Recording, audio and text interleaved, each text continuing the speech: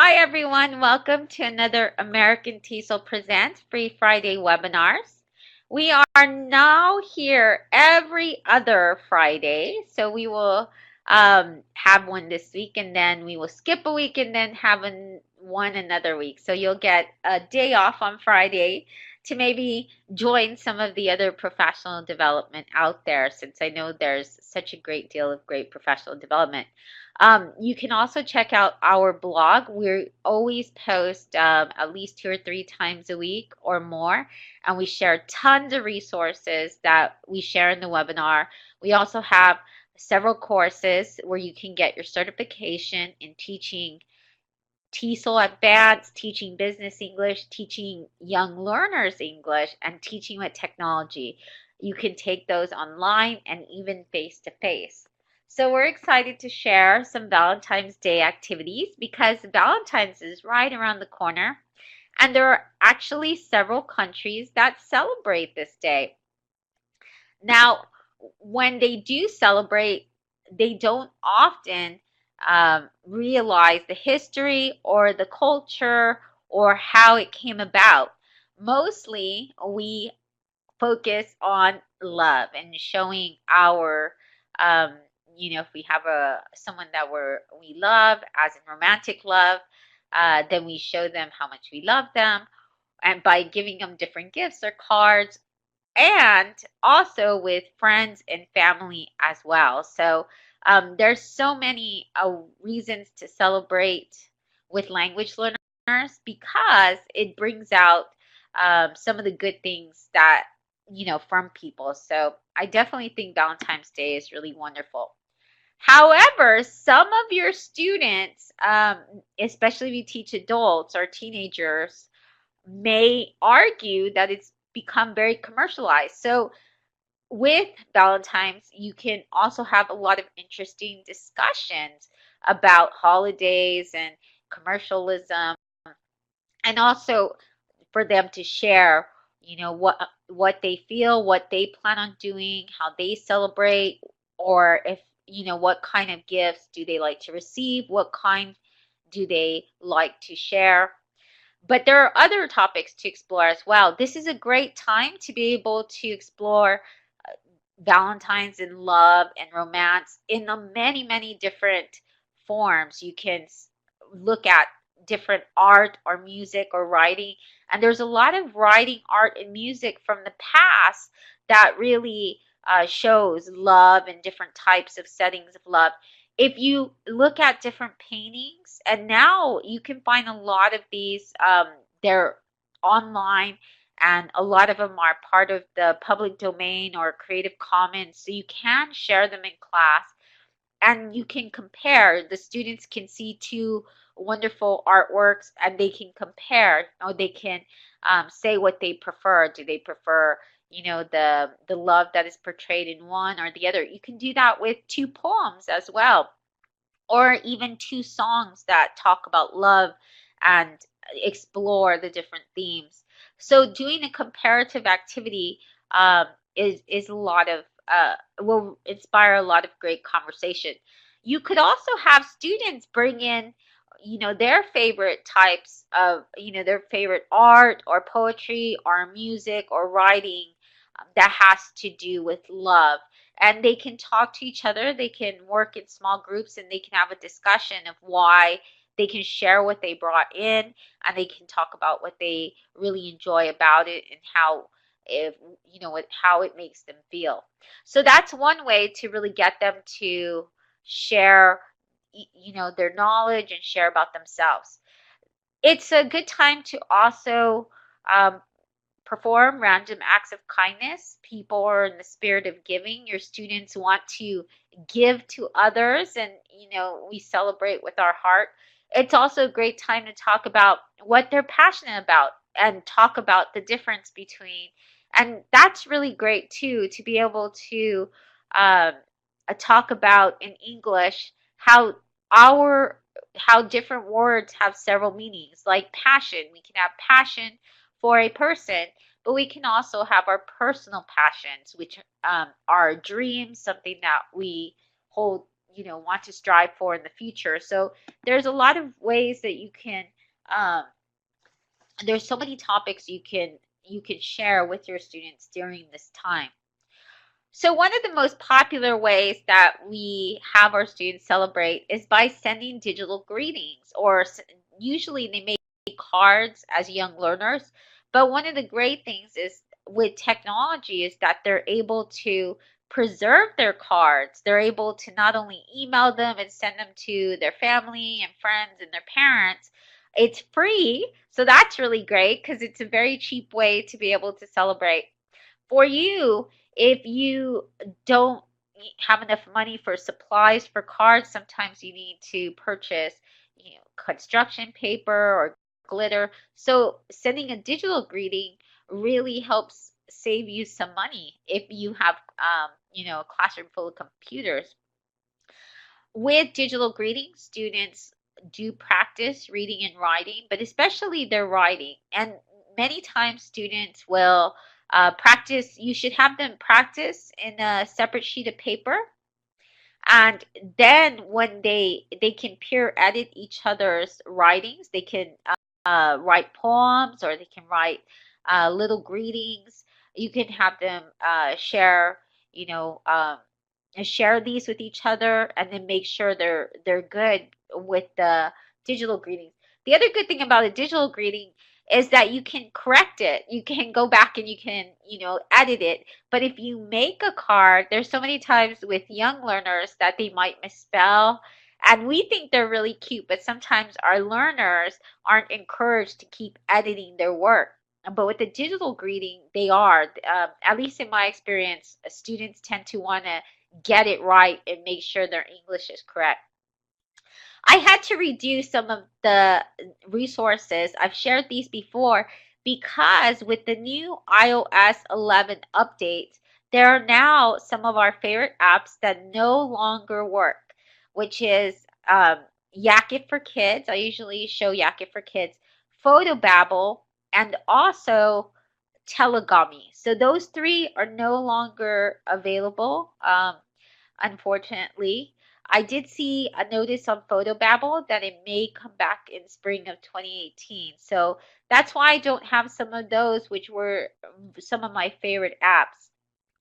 But these are really great apps as well. You see me mention Buncee a lot, and that's because with Buncee you can do quite a bit. Shadow Pics is a great alternative to Yak It for Kids, and I'll show you what that looks like. Photo collage. There's there's photo collage and pic collage. So I forgot to put pic collage in there. Ink cards. There's also Canva, Magisto, Animoto, 123 Greetings, and Red Stamp. I think Red Stamp right now hasn't fully updated. You can still access the app, but I will note that Red Stamp, it used to be one of my favorite card services, but right now it's been experiencing some problems. But I did check these and they did work. Instead of your students only selling to relatives, you can actually have them join this global collaboration project, the Virtual Valentines project. Now, this is for 2017, but they have one currently for 2018. And they have two levels. They have where you can have your class create Valentines for a class in another country. So you don't necessarily have to meet them. You can, at the same time, synchronously, you can meet them whenever through a blog, or they can have a discussion, and they can meet each other through their cards as well, sort of like a pen pal activity with Valentine's. But they also have a level 2, and the level 2 is where you get to Skype and video conference with the other class, and you both open each other's Valentines together. So that's a very interesting, wonderful project. Recently, I shared a tweet of a blog post on my Twitter from Terry Eccles, and she recently participated in that project and said her students had a wonderful time. I think they were first graders, so they have multiple grade levels as well. Buncee has a lot of different templates, so it makes it quite easy to be able to create a greeting for any type of holiday. Canva has just a few templates. I don't think it's as easy, and you don't have as many options as you do with Bunsy, but you do have some pretty nice templates. Templates are very nice because when you only want to spend, if you have a class time of 45 minutes, um, and you only have that class that you want to spend with your students just doing the greeting, then or you only have a one day at the computer lab, then it's important to have templates so students are able to work with these templates and get their message out quite quickly. Many times, a lot of these apps have tons of choices, and that can be very overwhelming to students. So what I would suggest is picking a few of the templates, maybe taking screenshots of them, and then showing them to the students ahead of time, and then they'll be able to see which template before they go to the computer room that they want, and they can work on and edit. And then also have them have their greetings already proofread and written, so that way when they get in the computer room, they have plenty of time to make the adjustments and create the projects. This is what Shatter Pics looks like, and Roscoe, my pug, has made several Shatter Pics for all of our family.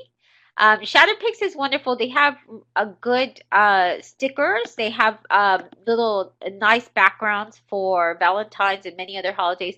They have little fun. They have fun costume or accessories. They have lots of different types of options, and kids and students in general really love working with Shatter Pics. It's really great for speaking skills, so your students would still write a greeting, but instead they draw a mouth on their animal, and then that animal talks. I think it's really fun. A lot of students love it. When I was teaching very young learners, sometimes it would be difficult to get them to want to speak in English. So if you teach young learners especially, and they tend to be shy and they're uncomfortable, try using apps like this that really get them out of their shell. I find that they want to record many different types of things in English, and they're constantly asking me, how do you say this? How do you say this? So Shatterpix is very fun, and it's really funny as well. So it's a great way to have a laugh and enjoy, new vocabulary and words that they learn. During Valentine's, if you do work with beginners who are speaking a language, you might share with them or come up as a class with useful phrases, or what are certain things that you would see in a greeting card for Valentine. There's a lot of cute little rhymes. Sometimes there's a lot of play on words. So you may, before they do the greeting, you may want to go ahead, look online in the internet and compare some of them. For example, a lot of times you'll see a bee and it'll say "be mine," and that's kind of a funny holiday greeting. They do a lot with bear. I love you very much, and they'll have a bear. So this is a great way to play with language as well and have fun. Sincerely.com. It's a great way to send a greeting. You can even upload your pictures. One of the great things about Sincerely is that they have two apps. They have an app on the App Store and also on the Google Play Store. They also have where you can use this on the computer, so you have multiple options for your students in case they bring their own devices. So my students, sometimes we have the computer lab, but sometimes they bring their own devices and they can still work on their greetings. One option too, if you are working with greetings, one thing you can do is have your students send greetings to another class. So it could be within the same school as well.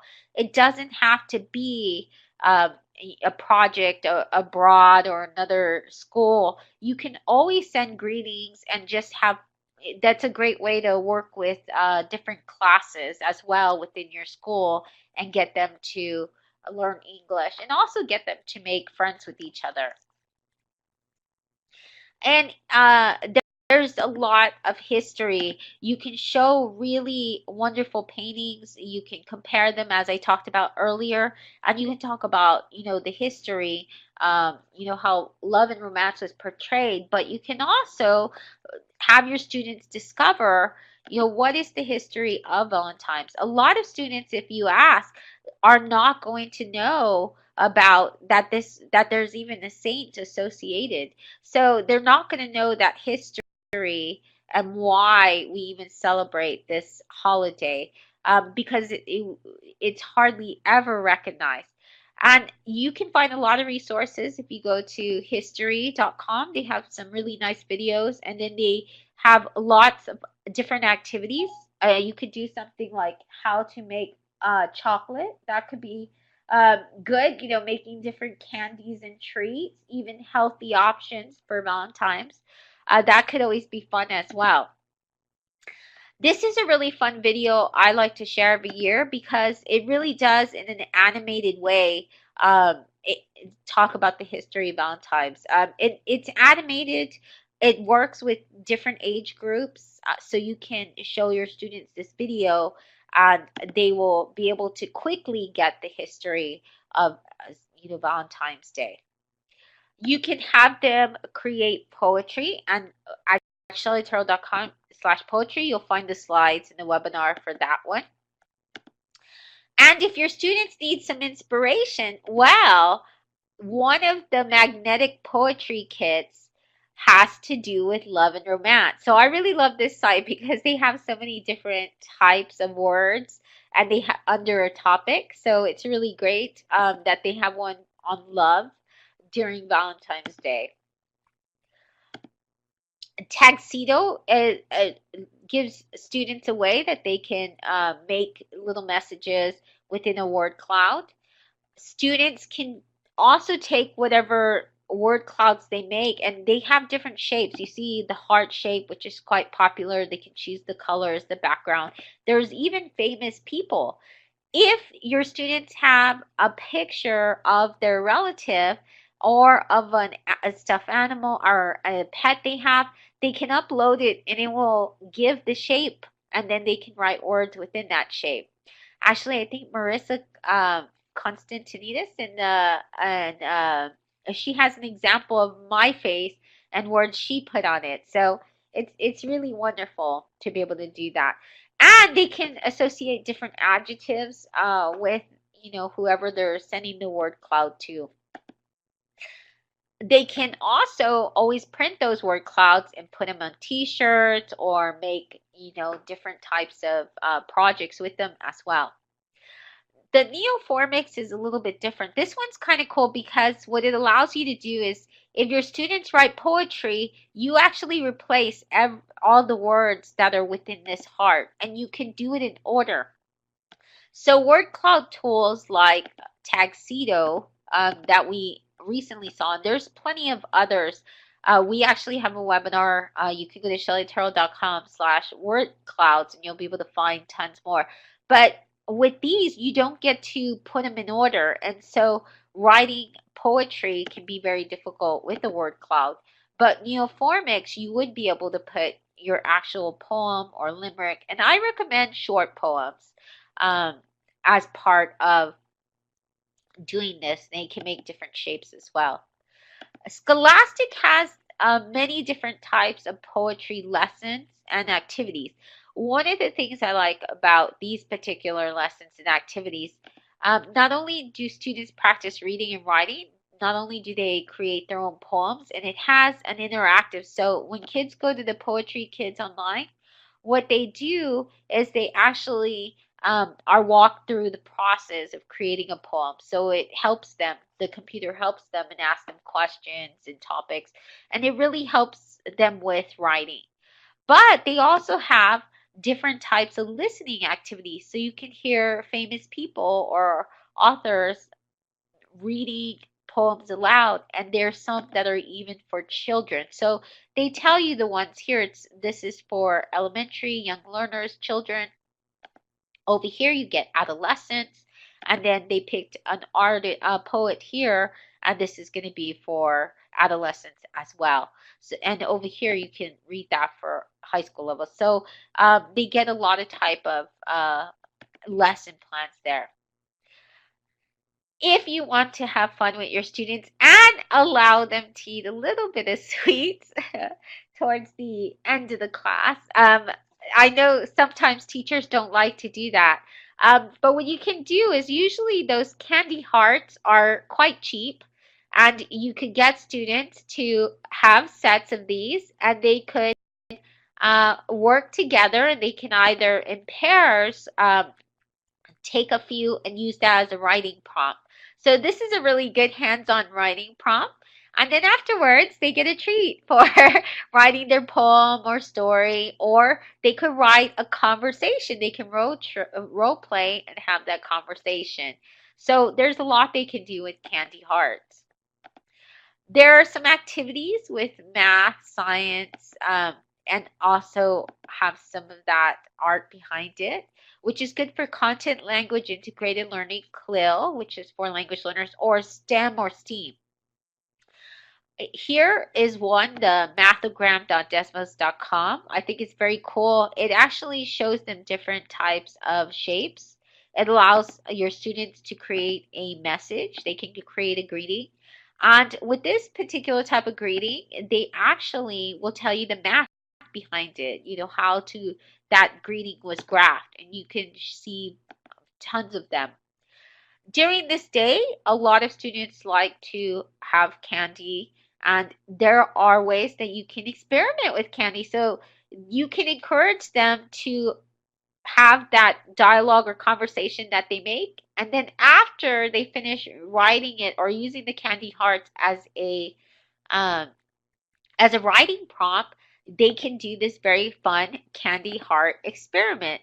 What they do is you can have them also have a discussion about candy, what types of candies are for Valentine's Day that they like to receive, what kind of treats, and then you can have this very cool experiment, and you can learn about the science behind it, which is very, very wonderful, because then students can have fun and they'll remember, the science, because they get to do it hands-on and see it they can see it in action.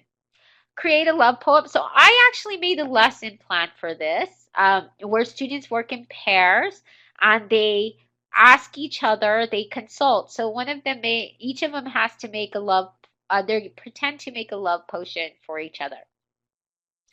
They consult, and they tell each other what ingredients they'd like to have, what they hope that love potion will do. It may be an out of love potion. It may be a love potion for a pet, or for, there's so many options. They can be as creative they want. You can download the lesson template. It's on a Google Doc, so you can be able to adjust it any way you want. Then they have to write the ingredients and the steps. So they create a recipe for their potion after they've consulted with each other, and they write a chant as well, because when you have a potion or some kind of magic, you always have a chant that goes with it. For very young learners, toddlers, 2, 3-year-olds, Starfall.com is a wonderful site. They have a lot of different holiday themes that come around. This one, not only, they also have phonics. They have books, they have songs, but some of those aren't free and some are free. And the Math Hearts one is free. So that's a great way to tie in Valentine's and math. Now, perhaps one of my favorite activities that I've seen is where students get to go on Google Maps or Google Earth, and they have to look around the world. You can even have a globe out, and you can have students look at the globe and pinpoint what areas look like a heart. So they learn geography, and they try to find areas that have hearts. If they look on the computer and they have access to a free program like Google Earth, then they can actually zoom in, and the closer they zoom in, there's a lot more hearts that they can find around the world. So it gets them exploring. Then they can, after they find the heart, they get to they can do this in pairs or small groups. They research that area and they provide some information about that particular area as well. So they are learning geography, they're learning about different cultures, and then they can present these. That video shows you quite a few of them, so you can even try and identify the ones in the video. Language activities that specifically focus on English language learners. You have a lot of, and Boggles World is always full of great games, crosswords, word searches, rhymes. They even have Monster Valentine Day cards. You can, a template that you can edit. I love this infographic for students to be able to learn love idioms. You can talk about, whether those idioms are still popular. Some of them are, and some of them you can check, and create polls online to get feedback on how many still use this in English. I think Mr. Right and Miss Right sometimes is still used. I think sometimes I don't think getting hitched so much anymore. So it's interesting to see, new sayings on expressing being in a relationship or loved or married. And so students can also try and guess what those idioms mean. Starfall also has different activities where students get to create sentences with the candy heart. So it's the digital version of the game that I suggested with the real candy heart. So if you don't want to bring any sweets in, you can always go to the Starfall and have them use the digital version. Jamie Ketty, who's really incredible author and ELT, English language teacher, based in Spain.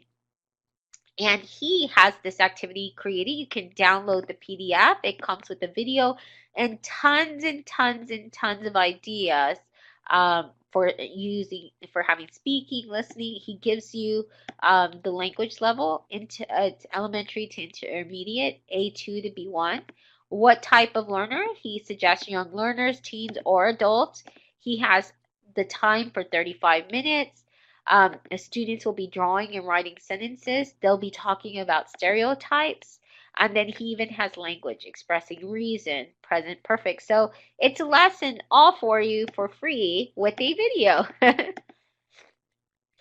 TESOL courses has a lot of different quizzes, songs, many different activities for students for self-study. So if you want to post that in your site or blog and encourage students to take these quizzes on their own time, that would be very helpful as well. There's tons and tons of more Valentine's Day resources and activities. Valentine's is a great time of the year for all students to be able to express their feelings and their love and their appreciation, not only for those they love, but for their peers and for their family members. So I think it's a wonderful, wonderful time to be able to do many different things with your learners. And then it's also a great time for students to be able to investigate, the commercial side of it and more. For all of these activities, you can go to shellyterrell.com/Valentines. We also share on the American TESOL blog different Valentine's Day activities as well. And there are updated slides, so I'm going to go ahead and put the slides as well because those are on a different site as well. We will not be having our regular TESOL webinar session next week. Instead, we are now having them every other week. So we will come back and we will join you on February the 16th. So it'll be 2 days after Valentine's Day. And if you want to be able to have access or know which webinars are coming up, I've actually put them on a Google Doc. So I'll go ahead and put those up for you. And I hope you have a wonderful weekend. And we will see you next week in 2 weeks on the 19th. Let me go ahead and share those upcoming webinars, which also gives you the time zones. So thank you all so much. And